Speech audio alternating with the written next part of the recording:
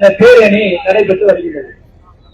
அங்கொன்றும் இங்கொன்றுமாக நடந்த பாலியல் பண்படைகள் தொடர்கதையாகி தொடர்ச்சியாக அதனுடைய வீரியம் எடுத்து அதை செய்யக்கூடிய அநியாயக்காரர்கள் மீது நடவடிக்கை என்பது மிகவும் குறைவாக இருப்பதால் அந்த குற்றவாளிகள் மீது நடவடிக்கை எடுத்த போதையும் பொதுமக்களுக்கு விழிப்புணர்வு ஏற்ப வகையில் இந்த பேரணி நடைபெற்றுக் கொண்டிருக்கின்றது.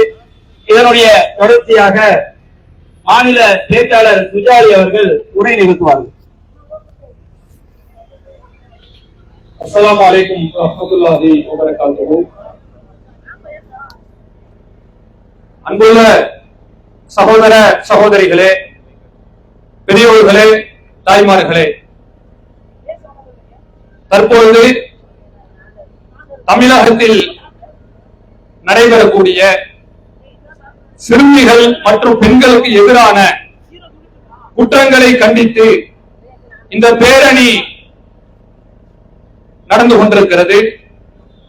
பேரணியினுடைய நிறைவு பகுதியாக இந்த கண்டன உரை தற்பொழுது நிகழ்த்தப்படுகிறது. இந்த நிகழ்ச்சியை கவனித்துக் கொண்டிருக்கக்கூடிய அனைத்து கட்சியை சார்ந்த பிரமுகர்களுக்கும் அனைத்து தரப்பை சார்ந்த மக்களுக்கும் ஒரு செய்தியை நாங்கள் சொல்கிறோம்.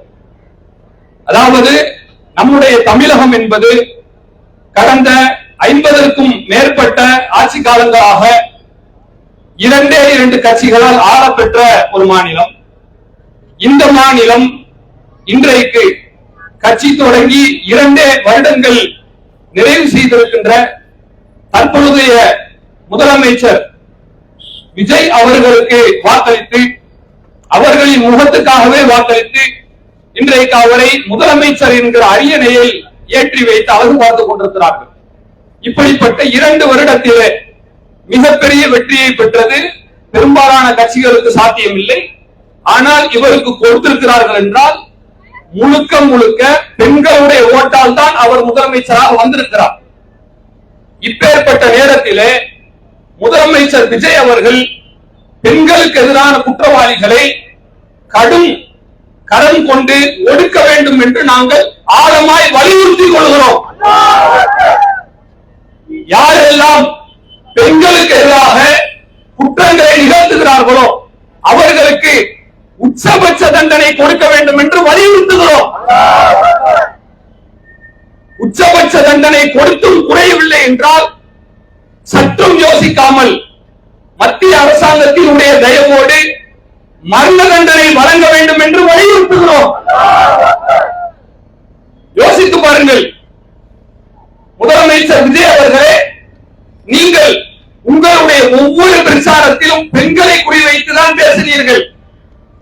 பெண்களுடைய வாக்கு வந்தால் போதும், ஆண்களுடைய வாக்கு வருவது அது 2வது பட்சம்தான். குழந்தைகளை வைத்து நாம் வெற்றிக்கு வந்துவிடலாம் என்றுதான் நினைத்தீர்கள். உங்களுடைய நினைப்பும் ஓரளவிற்கு பலித்திருக்கிறது என்று பார்க்கிறோம்.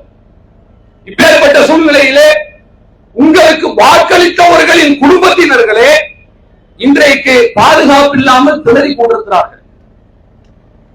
சில வாரங்களுக்கு முன்னால் கோயம்புத்தூரில் சூலூர்ல 10 வயசு புள்ள, யோசிச்சு பாருங்க.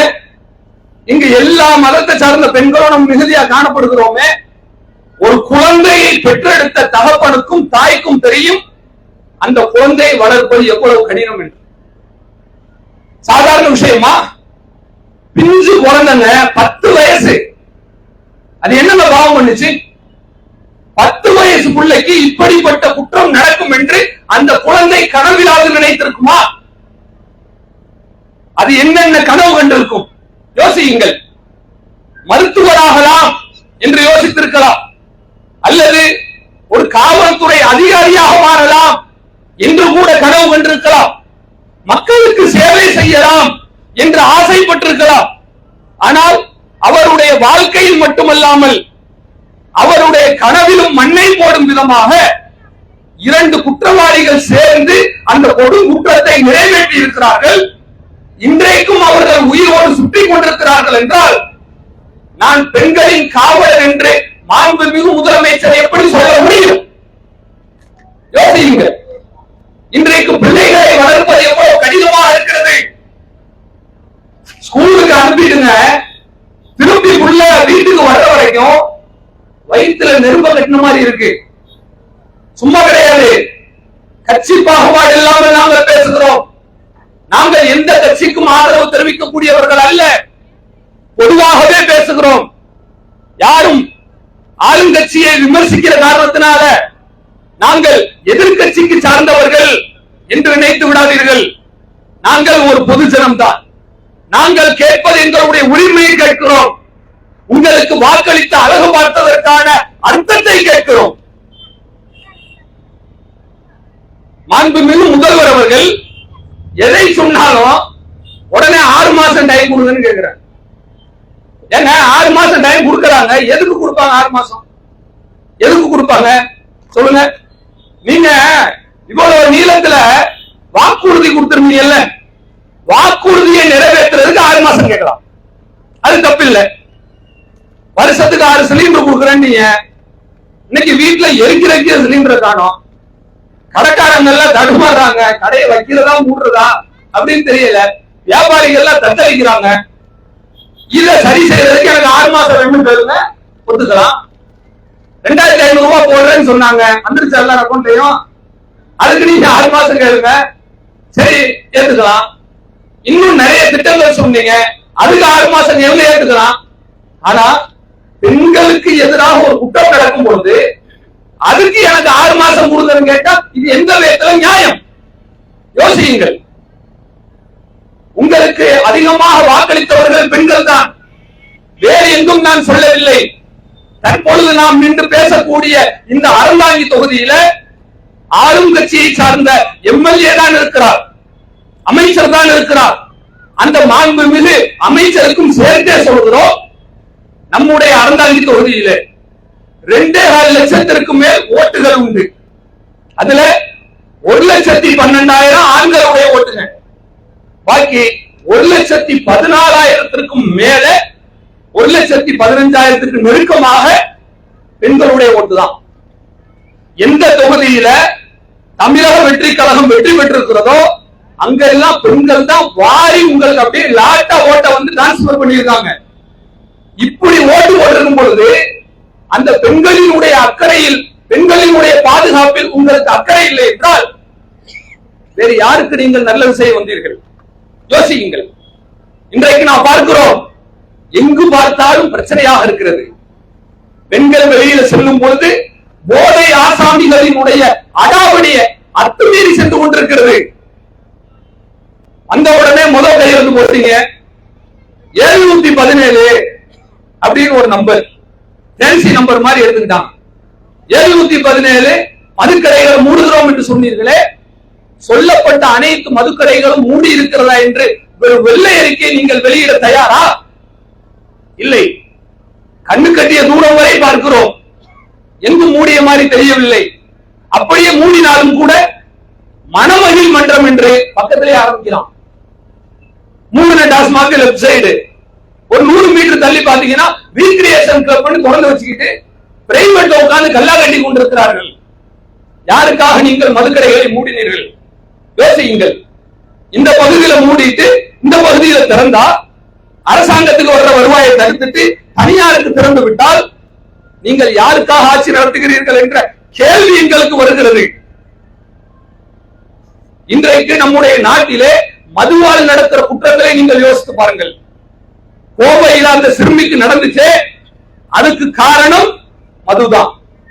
திருவண்ணாமலையில சிறுமிக்கு நடந்ததே, அதற்கு காரணம் மதுதான். அவ்வளவு ஏன் உங்களுடைய சொந்த கட்சி தூத்துக்குடியில ஸ்ரீவைகுண்டத்துல உங்களுடைய கட்சியை சார்ந்த பிரமுகர்களே சொந்த கட்சியில் உள்ள பெண்ணுக்கு இவ்வளவு பெரிய ஒரு அபியூஸ்மென்ட் நடத்துறாங்கன்னு சொன்னா இதுக்கு காரணம் போதை இல்லையா? நீங்கள் மேடையில் பேசுகிறீர்களே, நான் உங்களுடைய மாமான்னு பேசுறீங்க, நான் உங்களுடைய அண்ணன்னு பேசுறீங்க, உங்களுடைய பையன்னு பேசுறீங்க. இதுவெல்லாம் வெறுமனே வாய் பேசா? செயலில் காட்ட வேண்டாமா? இன்றைக்கு அதாவது சிங்கப்பெண் பாதுகாப்பு படைன்னு ஒரு படை வந்திருக்கு, சந்தோஷப்படுறோம், தப்பு சொல்லல. பெண்களை பாதுகாக்கிறதுக்கு அடிஷனல் போர்ஸ் வரணுங்க, அதை நம்ம ஏத்துக்கலாம். அந்த அடிஷனல் போர்ஸையாவது ஒழுங்கா செய்யறீங்களா? யோசிங்க. நேத்து பாருங்க, நேத்து இந்த கூல் சுரேஷன் ஒரு நடிகர், ஒரு துணை காமெடி நடிகர் ஒருத்தர் இருக்கான். சிங்கப்பெண் பாதுகாப்பு படை எந்த அளவுல மதிக்கிறாங்க நீங்க யோசிச்சு பாருங்க. ஒரு டைம் பாஸ் மெட்டீரியல் மாதிரி ஆக்கிட்டாங்க. இருந்தாலும் அவன் ஆம்பளை, பெண்கள் மாதிரி லிப்ஸ்டிக் போட்டுக்கிட்டு பவுடர் அடிச்சுக்கிட்டு இந்த தெருக்கூத்துல பப்புன்னு வந்து நிக்குங்க பாருங்க, அந்த மாதிரி மீசதாடி எல்லாம் சேவிங் பண்ணி முடியெல்லாம் வெட்டி, இவன் பாத்தீங்கன்னா சிங்க பெண்களுடைய அந்த யூனிஃபார்ம் போட்டுக்கிட்டு பெண்கள் பக்கத்துல வந்து நிக்கிறான். பக்கத்துல நிக்கிறது போலீஸ் ஆபீசர் கிடையாது, புதுசா சேர்க்கப்பட்ட அந்த போர்ஸ்ல உள்ளவங்க கிடையாது, எல்லாம் பாத்தீங்கன்னா டிராமா ஆர்டிஸ்டா இருக்காங்க. ஏதோ ஒரு படத்துக்கு ப்ரமோஷன் பண்றாங்க போல. ப்ரமோஷன் பண்றதுக்கு இந்த சிங்கப்பெண் பாதுகாப்பு படை தான் கிடைச்சதா? ஏன்டா இப்படி மானத்தை வாங்குற அப்படின்னு முட்டி முட்டி அவனை தட்டி உள்ளதுக்கு போட்டுக்க கூடாது? நீங்க சுத்திக்கிட்டு இருக்கான் ஜாலியா. இப்ப இந்த மாதிரி நடந்தா என்ன அர்த்தம்? என்ன வேண்டுமானாலும் செய்யலாம் என்கிற தைரியத்தை உங்களுடைய ஆட்சி கொடுக்கிறதா இல்லையா? யோசித்து பாருங்க. பொதுவாக நீங்க மக்களுக்கு எதிராக நடவடிக்கை எடுக்காமல் உங்களினுடைய ஆசை மட்டும் போதும் என்று நினைக்க கூடாது. ஏனென்றால் நீங்கள் சினிமா துறையிலிருந்து வந்தவர்கள். சினிமா துறையில் உள்ளவர்களுக்கு பெரும்பகுதி மக்களினுடைய கஷ்டம் புரியாது. ஏனென்றால் அவர்கள் புகழ்ச்சியை மட்டும் பார்த்து வந்தவர்கள், மக்களுக்காக குரல் கொடுத்தவர்கள் அல்ல, மக்களுக்காக சாலையில் இறங்கி ஆர்ப்பாட்டம் செய்தவர்கள் அல்ல, மக்களுக்காக அரசாங்கத்தை எதிர்த்து பேசியவர்கள் அல்ல. அப்படி ஜம்முன்னு சொகுசா வாழ்ந்து பழகினவங்க. இன்னைக்கு நீங்க பாருங்க, உங்களை எப்படி கவுக்கிறதுன்னு அதிகாரிகள் நல்லா படிச்சு வச்சிருக்காங்க. பொதுவா கவர்மெண்ட்ல உள்ள அந்த அபிஷியல்ஸ் எல்லாம் என்ன பண்ணுவாங்கன்னா, மேல உள்ள அந்த அமைச்சர்களை எப்படி காக்கா பிடிக்கிறன்னு கத்துக்குவான். அதை மட்டும் செஞ்சுட்டா போதும், நம்ம ஒழுங்கா வேலை பார்க்கட்டாலும் நல்ல பேர் வாங்கிடலாம். இன்னைக்கு என்னாச்சு தெரியுமா?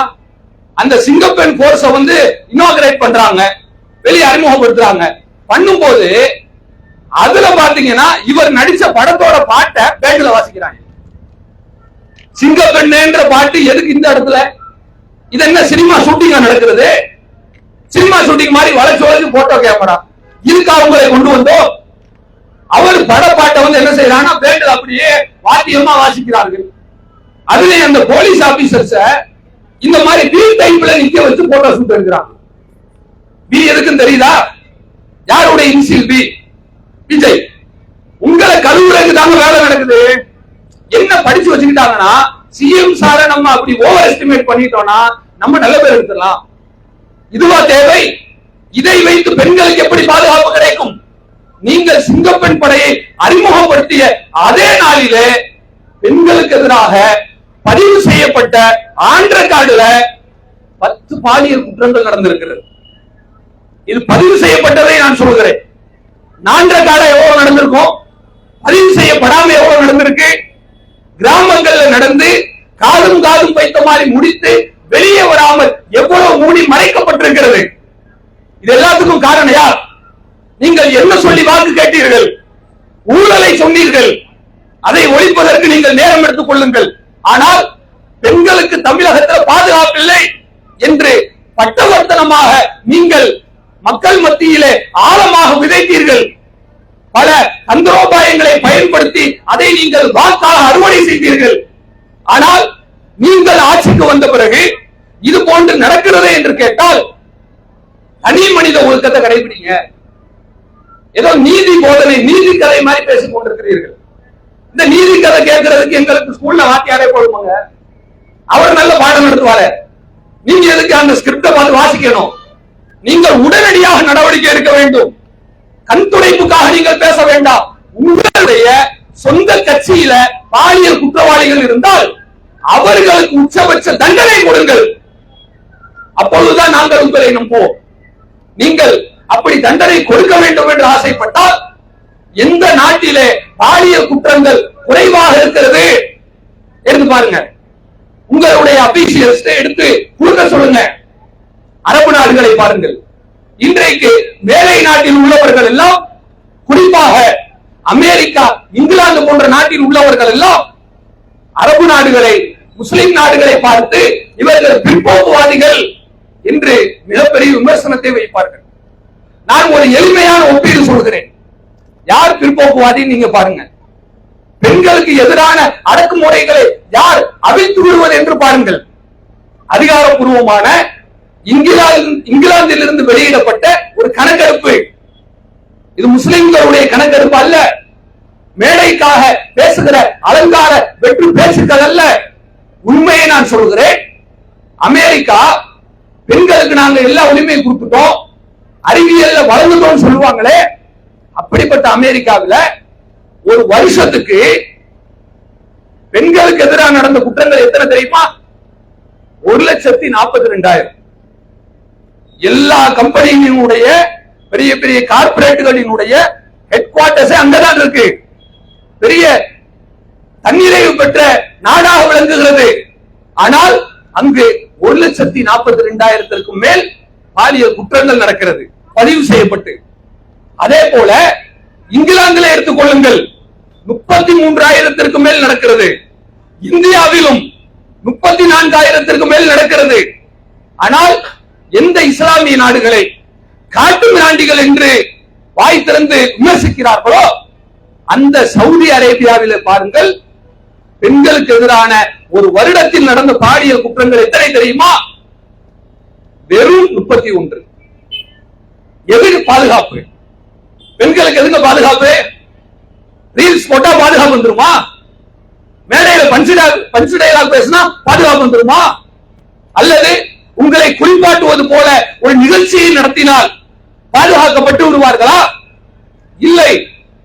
சினிமா வச்சு ஒண்ணும் பண்ண முடியாதுங்க. மாண்புமிகு முதலமைச்சருக்கு நாங்கள் சொல்கிறோம், நீங்கள் இதற்கு முன்னால் வெறுமன சினிமாக்காரராக இருந்திருக்கலாம், சினிமா நடிகராக இருந்திருக்கலாம், மக்களின் மீது அக்கறை இல்லாமல் நடந்திருக்கலாம். ஆனால் தற்பொழுது நீங்கள் தனி மனிதன் அல்ல. நீங்கள் ஒரு மாநிலத்தினுடைய, மதிப்பு மிகுந்த மாநிலத்தினுடைய, பெண்களுக்கு இந்தியாவிலேயே உச்சபட்ச பாதுகாப்பு உள்ள மாநிலத்தினுடைய முதலமைச்சராக தேர்வு செய்யப்பட்டிருக்கிறீர்கள். அந்த பெயரை நீங்கள் கட்டி காப்பாற்ற வேண்டும். சட்டத்தை கடுமையாக்குங்கள். சவுதி அரேபியாவிலே கடும் சட்டங்கள். பெண்களுக்கு எதிராக யாராவது எதையாவது செய்து விட்டான் என்று சொன்னால் அதோடு அவன் தொலைஞ்சான், அவன் வாழ்றதுக்கே தகுதி இல்லாதவனா என்று அவனுக்கு மரண தண்டனை கொடுக்கப்படும். எதுக்கு அவன் அந்த பூமியில வச்சுக்கிட்டு இருக்கணும் சொல்லுங்க? அம்மாவுக்கு பிறந்திருக்கிறான், பெண் பிள்ளையை பெற்றெடுத்திருக்கிறான், அண்ணன் தங்கச்சிகளோட பிறந்திருக்கிறான்.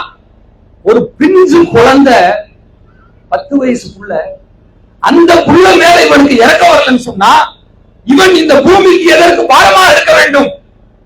போய் தொலைய வேண்டியதான மேல. அரசாங்கம் நீங்க தான் என்ன செய்யணும்? கடுமையான தண்டனை, மரண தண்டனை அவனுக்கு கொடுத்திருக்க வேண்டும். கொடுத்த மாதிரி தெரியவில்லை. யோசியுங்கள். அதே இஸ்லாமிய நாடுகள், கத்தார் என்கிற நாட்டில் கடுமையான சட்டங்கள் பெண்களுக்கு எதிராக பாலியல் குற்றங்களுக்கு.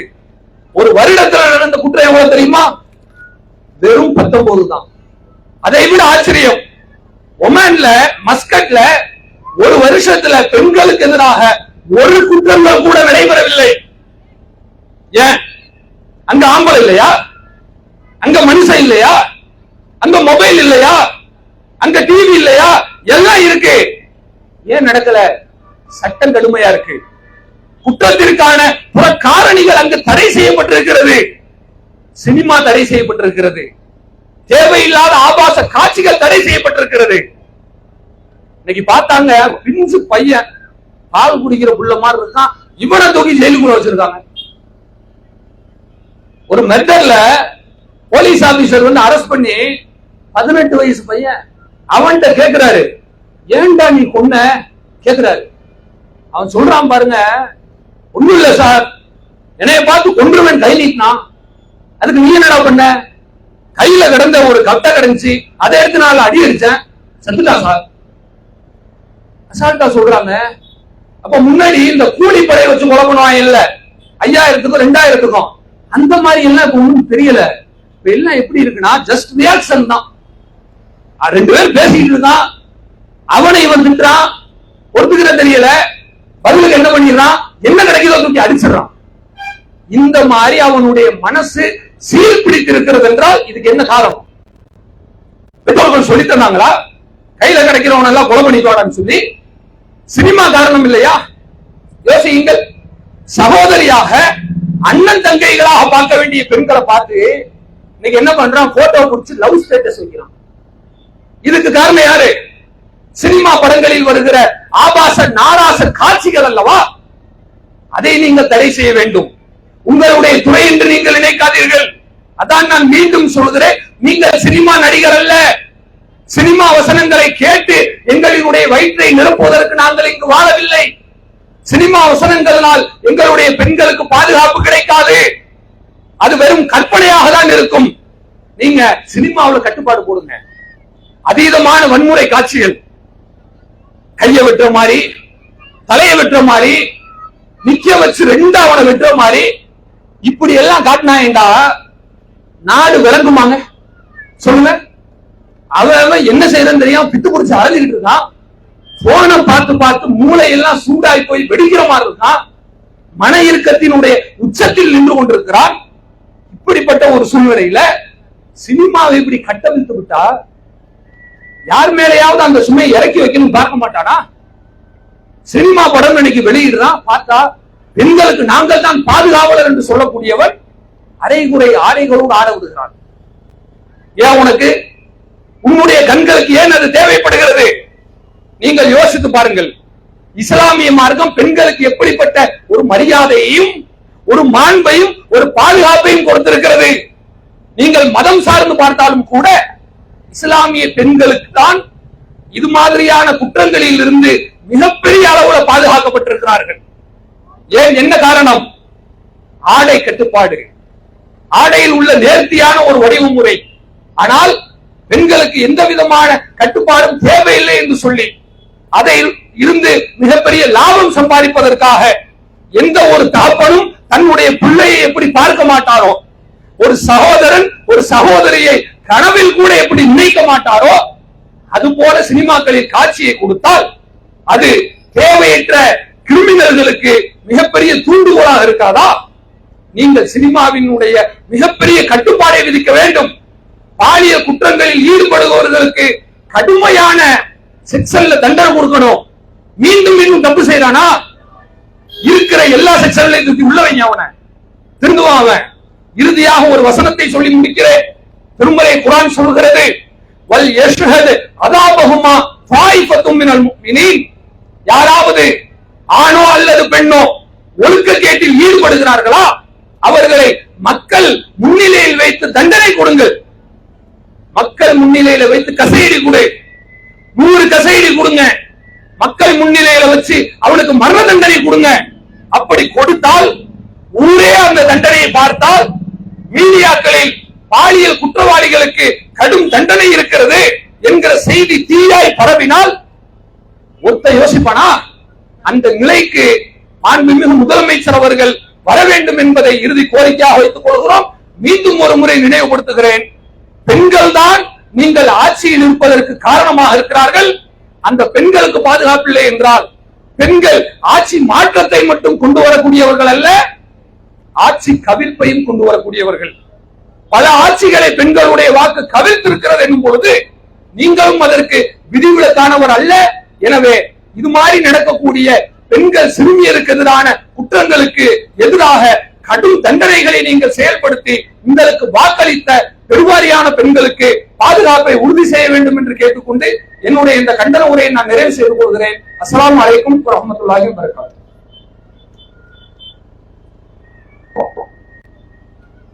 அஸ்ஸலாமு அலைக்கும் வரஹ்மத்துல்லாஹி வபரகாத்துஹு. தமிழகத்திலே நிகழக்கூடிய பெண்களுக்கு எதிரான பாலியல் சேட்டைகளுக்கு எதிராக விழிப்புணர்வு பேரணியை நாம் இன்று நிறைவு செய்திருக்கின்றோம். இந்த பேரணி நடைபெறுவதற்கு கொண்டாட்டிய உழைத்த கொள்கை உறவுகளுக்கும் அறந்தாண்டு கிளையின் நிர்வாகத்திற்கும் மாவட்ட நிர்வாகத்தின் சார்பாகவும் இதுக்கு ஒத்துழைப்பு வழங்கிய காவல்துறை மற்றும் உளவுத்துறை நண்பர்களுக்கும் பத்திரிகை நண்பர்களுக்கும் மாவட்ட நிர்வாகத்தின் சார்ப நன்றியை தெரிவித்துக் கொள்கின்றோம். இந்த பேரணியில் திரளாக தங்களுடைய எதிர்ப்பை தெரிவிக்கும் வண்ணமாக வந்து கலந்து கொண்ட குழந்தைகள், பெண்கள், ஆண்களுக்கும், வர்த்தக பெருமக்களுக்கும், விவசாய பெருமக்களுக்கும் தமிழ்நாடு தொழில் மாவட்ட நிர்வாகத்தின் சார்பாக மனமார்ந்த நன்றியை தெரிவித்துக் கொள்கின்றோம். அல்லாஹ்வுடைய தூதர் அவர்கள் சொன்னது போல துஆ ஓதி கலைந்து செல்வாறு உங்களை அன்போடு கேட்டுக் கொள்கின்றோம். اللهم وبحمدك اشهد ان لا اله الا انت استغفرك واتوب اليك. السلام عليكم ورحمه الله وبركاته.